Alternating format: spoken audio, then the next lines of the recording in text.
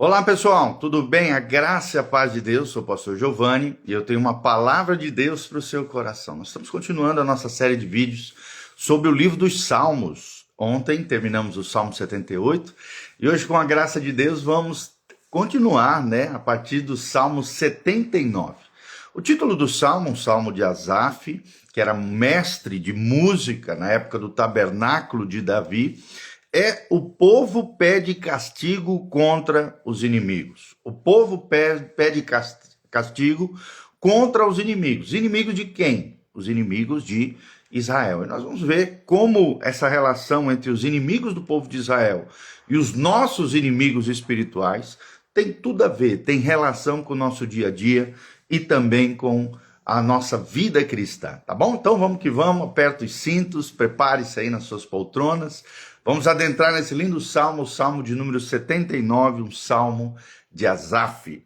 Ó Deus, as nações invadiram a tua herança, profanaram o teu santo templo, reduziram Jerusalém a um montão de ruínas. Aqui como se o Asaf, o mestre de música, estivesse sendo tomado pelo Espírito Santo e profeticamente vendo já aquilo que iria acontecer lá na frente, com Nabucodonosor, as nações invadindo a tua herança, que significa Israel, profanando o seu santo templo, ou seja, destruindo o templo de Salomão, o templo salomônico, e reduzindo Jerusalém a um montão de ruínas. Foi o que aconteceu no ano 600 e poucos antes de Cristo.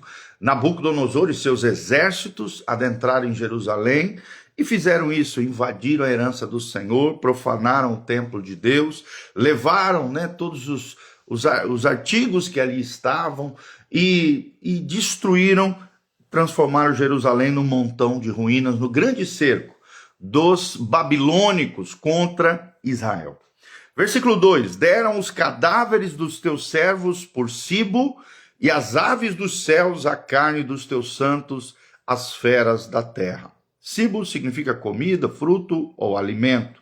Ou seja, deram os corpos como se fossem alimentos dos céus, e a carne dos santos, as feras da terra. Ou seja, corpos se tornaram alimentos de feras, dos animais hostis, dos urubus, das hienas e assim por diante, dos leões, os animais que haviam lá naquela época, mas também muitos cadáveres se tornavam em alimento por causa do cerco que os exércitos inimigos faziam ao redor de Jerusalém. Imagina, não entrava comida, a água geralmente era desviada, o curso do rio, e ali eles ficavam num aperto tão terrível que os próprios corpos humanos que iam morrendo iam se tornando alimento para aqueles que ali estavam. Uma situação calamitosa, caótica.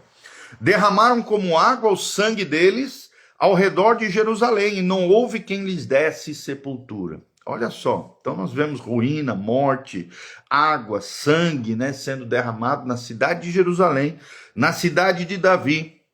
E eram tantos mortos que não tinha lugar para sepultar eles. 4, tornando-nos o opróbrio dos nossos vizinhos, ou seja, a vergonha dos nossos vizinhos, as nações que estavam ao redor, o escárnio e a zombaria dos que nos rodeiam.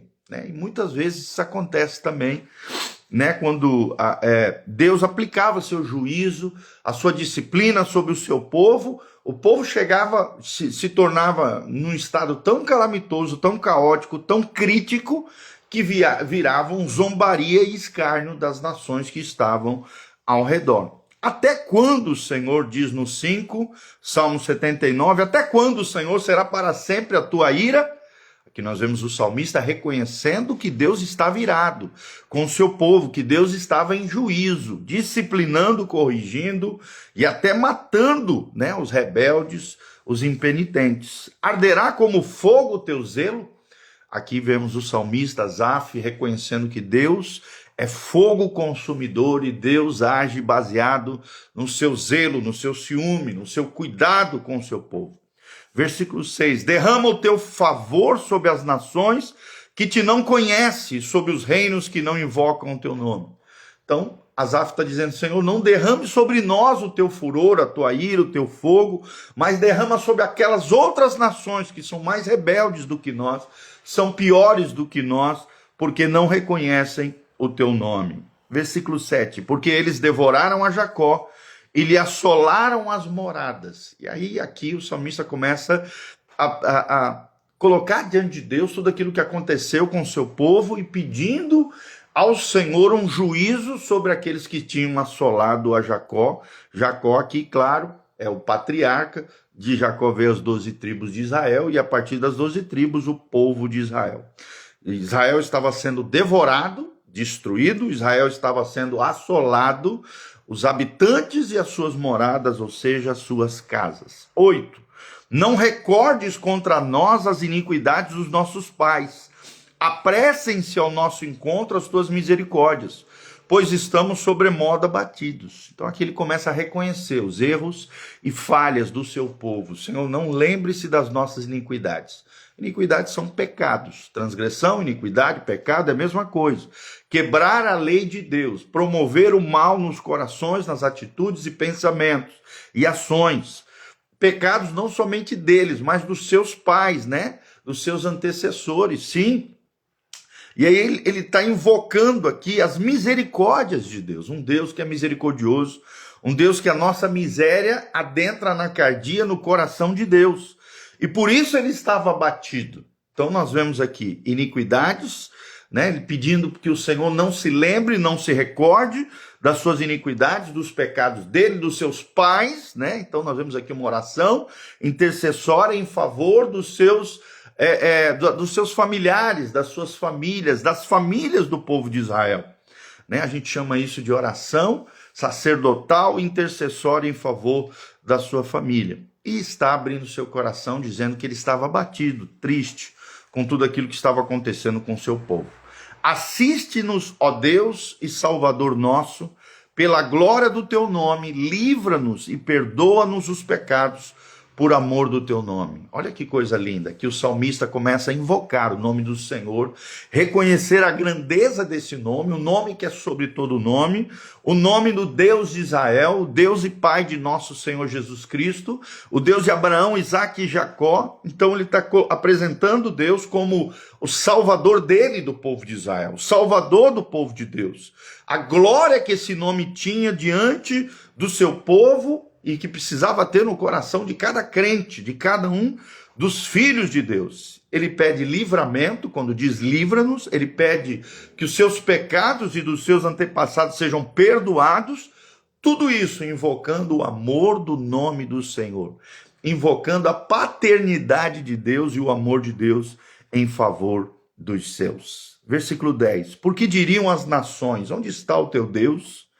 Ele lança essa pergunta aqui. Seja a nossa vista, é a resposta, manifesta entre as nações a vingança do sangue, que dos servos é derramado. Então, ele está lembrando que muitos inocentes morrem também nessas guerras de juízo, nessas guerras de disciplina, servos do Senhor.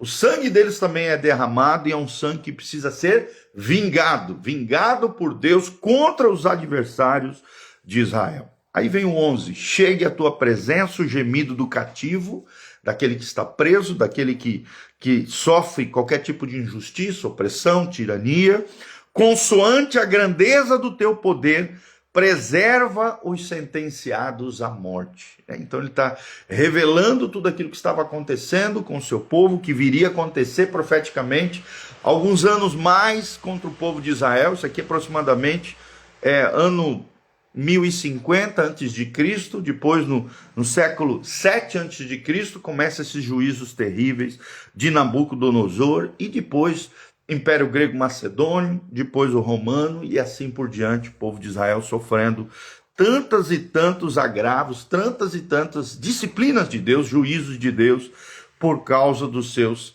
pecados.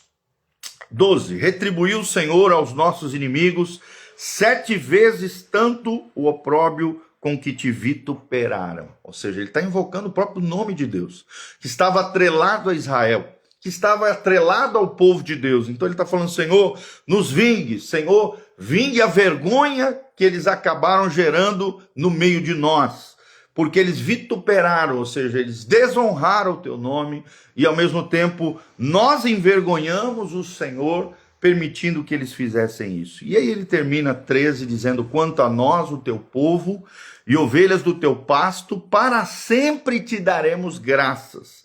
De geração em geração proclamaremos os teus louvores. Então ele termina lá para cima, glória a Deus. Geralmente o salmo é assim. Ele começa lá em cima exaltando a Deus, glorificando ao Senhor. De repente, no meio do salmo, ele começa a mostrar as mazelas, as dores, as angústias, as dificuldades, as lutas, os problemas.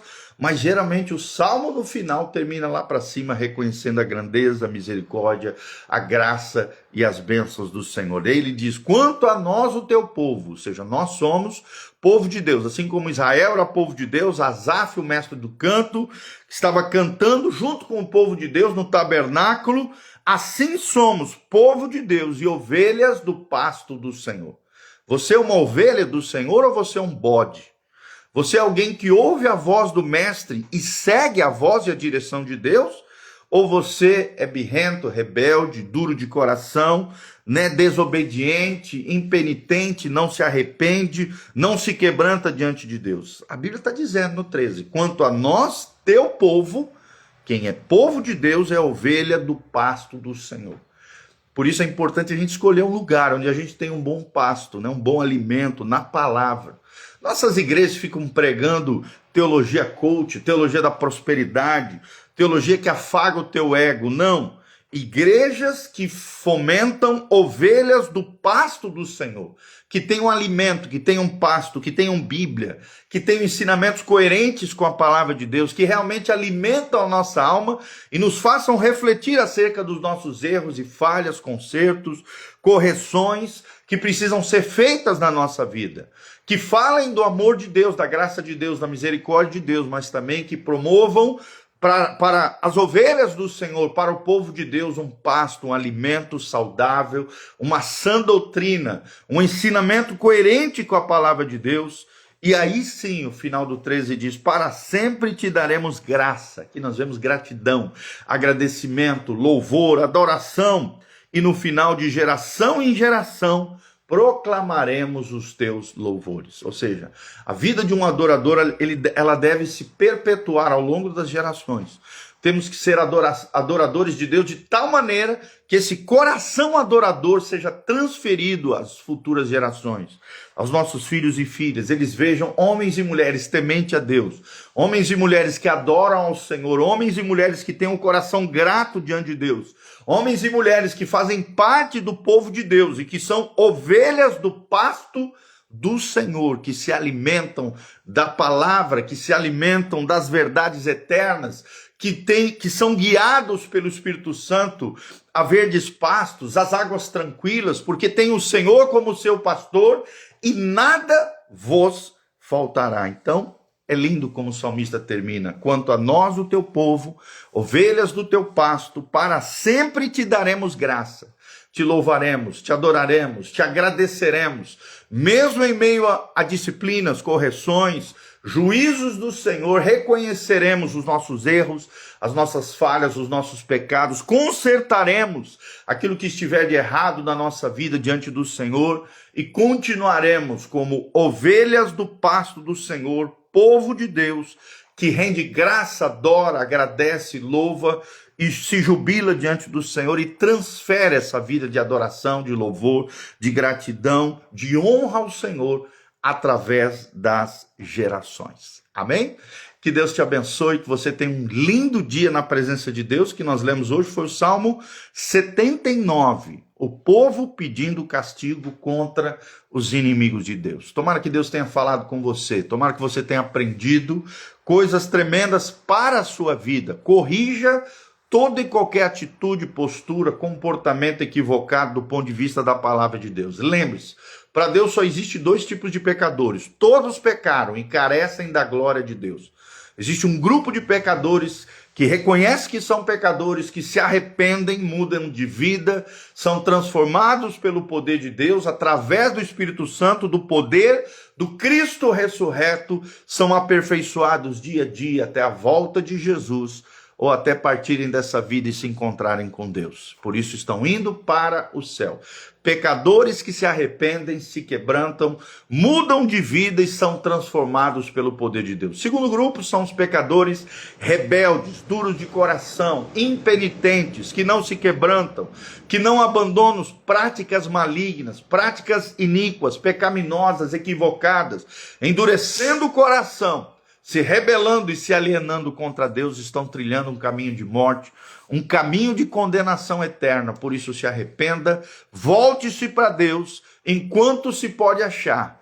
Busque ao Senhor enquanto se pode achar, porque uma hora a porta da graça vai ser fechada e aqueles que ficarem para trás estarão sofrendo os agravos, os juízos terríveis que virão no período tribulacional antes da segunda vinda de Cristo. Sim, ficarão para o chicote do anticristo, para os juízos terríveis, os 21 juízos descritos no livro de Apocalipse, 7 selos, 7 trombetas e 7 cálices da ira de Deus que virão em 7 anos proféticos, no chamado período tribulacional, antes da segunda volta de Cristo. Então, alinhe-se com Deus, se arrependa dos seus pecados, seja povo de Deus, com aliança com o Senhor, seja ovelha do pasto do Senhor e siga, ouça a voz do Mestre e siga as suas instruções, siga a sua palavra. Amém? Quero mandar um abraço para Neia Silva de Lima, a Rogelma Brasil, nossa querida missionária, esteve conosco esse final de semana. A Nayana Furlan também, Deus te abençoe, querida. A graça e a paz de Jesus. Compartilhe esse vídeo através das suas redes sociais, dá um joinha, aperta no sininho. Aqui debaixo também, no link de descrição, tem todas as informações da nossa igreja, horários de culto, as nossas mídias sociais, as informações de como você pode contribuir com esse ministério e nos ajudar a nossa igreja, ajudar esse ministério pastoral. Sim, você pode fazer isso. Desde já nós agradecemos o carinho, o afeto, o amor de você estar conectado conosco e nos ajude compartilhando através das redes sociais. Se você ainda não é inscrito no nosso YouTube, aperta no sininho, dá um joinha, inscreva aí, se inscreve no nosso canal para que você possa receber as nossas recomendações e sempre estar conectado conosco, onde nós temos mais de 3.300 vídeos de ensinamentos de temas diversos da Bíblia Sagrada, teologia, vida cristã, vida com Deus, devocionais, pregações, aulas de teologia, tem tudo ali, gente. 3.300 vídeos para você ser abençoado, agraciado, crescer em graça e glória, unção e poder de Deus para a sua vida. Amém? Se você quer se engajar conosco, se engaja e vem participar conosco. Em nome de Jesus. Nossos cultos toda quarta-feira às 20 horas e no domingo às 9 horas da manhã e às 19 horas, Dr. Camargo 4555, Zona 2, na área central aqui de Umuarama, pertinho da Aviação Umuarama, em frente a Anhanguera e Unitron. Estamos aqui, Igreja Casa na Rocha. Venha estar conosco, venha fazer parte dessa família linda de Deus, as ovelhas do pasto do Senhor, o povo de Deus, o povo que Deus tem chamado pelo seu nome. Um grande abraço, Deus os abençoe. Amém e amém.